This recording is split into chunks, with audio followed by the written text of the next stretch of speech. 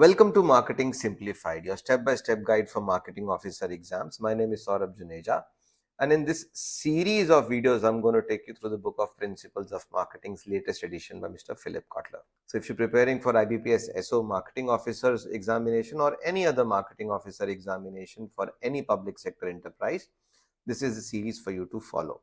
तो यदि आप IBPS SO मार्केटिंग ऑफिसर के एग्जाम के लिए या फिर किसी भी मार्केटिंग ऑफिसर एग्जाम के लिए, किसी भी पब्लिक सेक्टर एंटरप्राइज के लिए स्केल 2 या स्केल 3 के लिए भी प्रिपेयर कर रहे हैं, तो ये वीडियो सीरीज आपके लिए मस्ट है। This video series has a chapter wise coverage for all the important topics of this particular book. तो इस वीडियो सीरीज में चैप्टर वाइज कवरेज है सारे के सारे इंपॉर्टेंट टॉपिक्स का इस किताब के। Also, these videos will be explained in two languages, Hindi and then English. साथ ही साथ सारे के सारे वीडियोस में दोनों भाषाओं में कवर करूंगा, इंग्लिश और बाद में हिंदी। तो सारे वीडियोस में पहले इंग्लिश होगा और वही एक्सप्लेनेशन बाद में हिंदी में होगा। So all the videos will have the explanation in Hindi followed by the same explanation in Hindi language. So you can follow me on Telegram, YouTube, and you can also download our application from Play Store and visit our website and on other social media platforms. All the very best, and let's get started.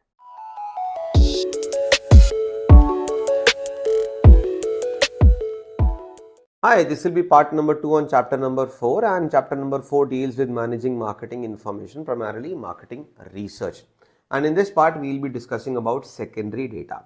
So what is the basic difference between primary and secondary data? Let's have a look. Secondary data is the kind of information and data that is already available somewhere, having been collected for another purposes. So if a government organization has already conducted a research or a survey, the data is already available and companies can use this readily available data. So this becomes a secondary data.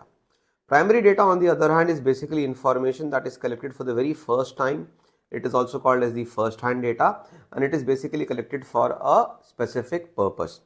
Generally, companies, when it comes to collecting data, generally companies go with the secondary data which is already available to them, and after that they go for collecting primary data if the need be, right? So researchers usually start by gathering secondary data. The company's internal database provides a good starting point. So companies generally do some kind of a data mining, or they already have a big data available with them. So data mining and big data, I'll be explaining you it in the coming sections. But as of right now, companies basically try to dig deeper and they basically try to use the existing data available to them. However, the companies can also tap into a wide assortment of external information sources. So secondary data is basically the data that is collected for another purpose and already exists somewhere. So although like maybe a company wants to understand the buyer behavior of how the consumers will respond to a specific flavor of chips, and they can use this particular to get this decision understood, they can use an existing research which have been done on this line, and they can use that data. So what are the sources for secondary data? So secondary data sources could be internal sources. So you can go through your own past sales records, your own past data, your own past information already available with the company. The second is government publications like the census or any surveys being conducted by the government previously. The data is available in the public domains. Periodicals and books. So you can also go through various periodicals and books like magazines or industry specific publications, right? So various industries have their own publication. So pharmaceutical companies come up with their own publication, automobile companies come up with their own publication of data, facts and figures, and eventually commercial data and journals and articles. So commercial data is where there are specific companies who do research. ORG-Mark, JD Power, such companies, AC Nielsen, these companies already conduct a research and they do a research and then they sell that particular information to the companies whomsoever needs it. And lastly, you can also go through some research articles and journals. So these are the sources for collecting secondary data, but these are not the only sources. There could be many other sources to collect secondary data. So when it comes to secondary data, there are certain unique characteristics with the secondary data.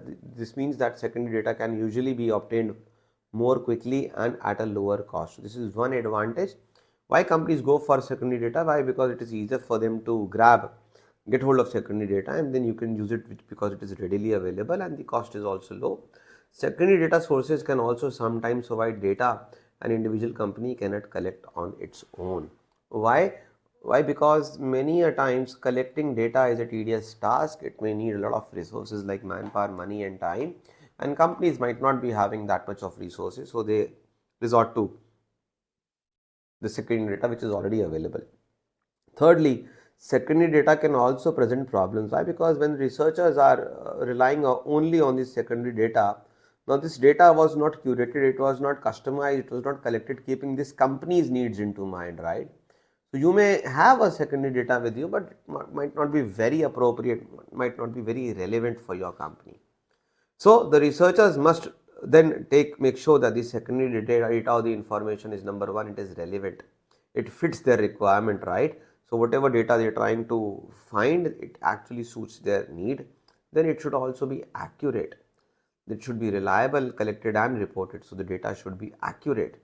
Then the third one is it should be current. It should not be very old and should not reflect past trends. So it should be very much in line with the current trends. It should be a current data and it should be relevant in terms of time also.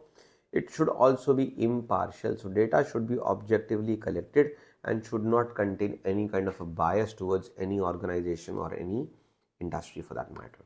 So I hope you've understood some basics about the secondary data. In the next part, I'm going to discuss about primary data. In case you want to go through the detailed course, we have a complete recorded video course available for you. The details are the course are given in the description. You can also call on this number or check out the website for more details. You can also apply for this particular code. All the highlighted features are mentioned over here. The course is also available in Hindi.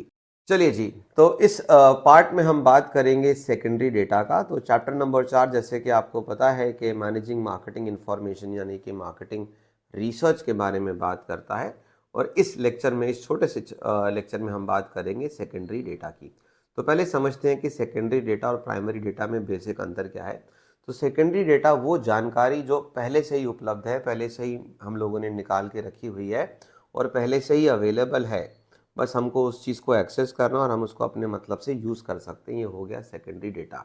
यानी कि census हो गया, जनगणना हो गई, मान लीजिए किसी ऑर्गेनाइजेशन ने कोई रिसर्च करी, उसका डेटा उसके पास ऑलरेडी अवेलेबल है और अगर आपको लगता है आपकी कंपनी के लिए या आपके मार्केटिंग के रिसर्च के लिए काम का है तो आप उसको ले सकते हैं।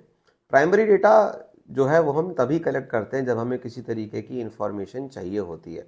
तो इसको कई बार हम फर्स्ट हैंड डेटा भी बोलते हैं, क्योंकि यहाँ पर हम इसको पहली बार इकट्ठा कर रहे होते हैं, इससे पहले ये डेटा अवेलेबल नहीं था। तो जब कंपनीज डेटा को कलेक्ट करती हैं, खासतौर पे सेकेंडरी डेटा को कलेक्ट करती हैं, तो रिसर्चर्स का पहला प्रायोरिटी ये होता है कि सेकेंडरी डेटा को पहले इकट्ठा किया जाए, क्योंकि एक तो ये आसानी से उपलब्ध है, बहुत महंगा भी नहीं पड़ता और जल्दी अवेलेबल हो जाता है। तो कंपनियां जनरली क्या करती हैं, पहले सेकेंडरी डेटा से ही शुरुआत करती हैं। उसके बाद अगर उनको ज़रूरत लगती है तो वह जो है फिर प्राइमरी डेटा की ओर भी जाती हैं। अब कंपनीज जो हैं, बहुत सारे साधन इनके पास होते हैं, बहुत सारे ज़रियों से सेकेंडरी डेटा को कलेक्ट किया जा सकता है, बट ये बात ध्यान रखना है कि वह डेटा है जो पहले से ही उपलब्ध है और पहले से ही अवेलेबल है। तो सेकेंडरी डेटा को एकत्रित करने के क्या क्या सोर्सेज हैं, तो कंपनी के खुद के भी इंटरनल आंतरिक सोर्सेज हो सकते हैं। पिछले 5 वर्षों का, 10 वर्षों का डेटा होगा आपके पास प्रोडक्शन के फिगर्स, एफिशिएंसी के फिगर्स, बहुत सारे आंकड़े आपके पास हो सकते हैं। तो पिछले ट्रेंड्स को देखकर भी आप एक रिसर्च बना सकते हैं और आगे बढ़ सकते हैं। इसके अलावा गवर्नमेंट के पब्लिकेशंस भी हैं, बहुत सारी इंडस्ट्रीज़ हैं, बहुत सारी जानकारी ऐसी है जो गवर्नमेंट पब्लिश करती है, पब्लिक डोमेन में आप ले सकते हैं। जैसे कि सेंसस हो गया, जैसे कि आपका सेबी जो है रेगुलेटर है कैपिटल मार्केट का, वो भी काफ़ी सारा डेटा पब्लिश करता है। सिडबी और नाबार्ड जैसी संस्थान भी बहुत सारा डेटा पब्लिश करती है, तो वहाँ से डेटा रेडिली अवेलेबल आपके पास होगा, आप वहाँ से भी इसको ले सकते हैं।